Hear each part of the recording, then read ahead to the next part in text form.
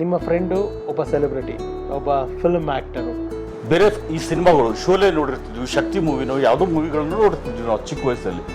ಅದನ್ನು ನಾವು ಮಾಡಿದರೆ ಯಾವ ಥರ ಆಗುತ್ತೆ ಇದನ್ನೆಲ್ಲ ಪ್ರಾಕ್ಟೀಸ್ ಮಾಡ್ತಿದ್ವಿ. ಅವಾಗ ಇವರು ಮುಂಚೂಣಿಯಲ್ಲಿ ಇರ್ತಿದ್ರು ಅದರಲ್ಲೆಲ್ಲ. ಏನದು ಯಾರೂ ಕರೆಯೋದಲ್ವಲ್ಲ. ನಾನು 32 ಇಯರ್ಸ್ ಅಂತ ಇದೇ ಮನೆಯಲ್ಲಿ ಇದ್ದೀನಿ. ಚೇಂಬರಲ್ಲಿ ಇದೇ ಮನೆ ಅಡ್ರೆಸ್ ಇದೆ.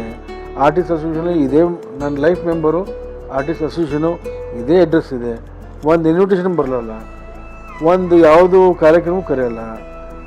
ಏನು ನನಗೆ ಗೊತ್ತೂ ಆಗಲ್ಲ. ನನ್ನ ಮಿಸಸ್ ಹೇಳ್ತಾರೆ, ಏನು ನಿಮ್ಮ ಅವಾರ್ಡ್ ನಡೀತದೆ, ನಿಮ್ಗೆ ಯಾವುದು ಬರೋದಿಲ್ಲ ಅಂತ.